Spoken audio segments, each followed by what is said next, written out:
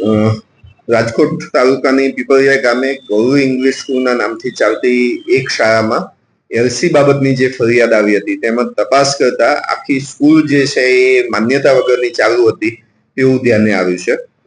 એ શાળાની અંદર શરૂઆતમાં 29 વિદ્યાર્થીઓની બાબતો ધ્યાને આવી હતી. જ્યારે એની ઊંડાણપૂર્વક તપાસ કરી અને ચાઇલ્ડ ટ્રેકિંગનો રેકોર્ડ અને વાલીઓના જ્યારે નિવેદન લેવામાં આવ્યા ત્યારે આ સંખ્યા વધી છે અને એ 42 સુધી પહોંચી છે.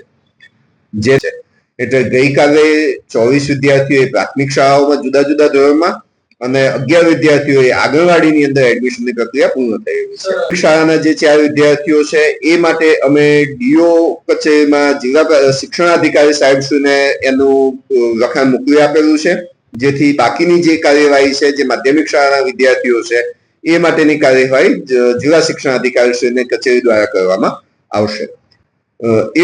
એ બાળકો જે હતા એમનું ચાઇલ્ડ ટ્રેકિંગ ઉપરથી રેકોર્ડ મેળવવામાં આવ્યો છે અને એ વિદ્યાર્થીઓ ચાઇલ્ડ ટ્રેકિંગ ઉપર કઈ કઈ શાળાઓમાં ભણતા હતા એ શાળાઓને અમે ટ્રેક કરવામાં આવેલી છે.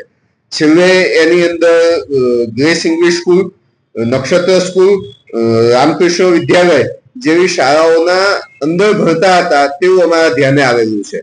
વાસ્તવિકતામાં આ વિદ્યાર્થીઓ ખરેખર ત્યાં ભણતા હતા કે કેમ તેની તપાસ હજી કરવાની બાકી છે.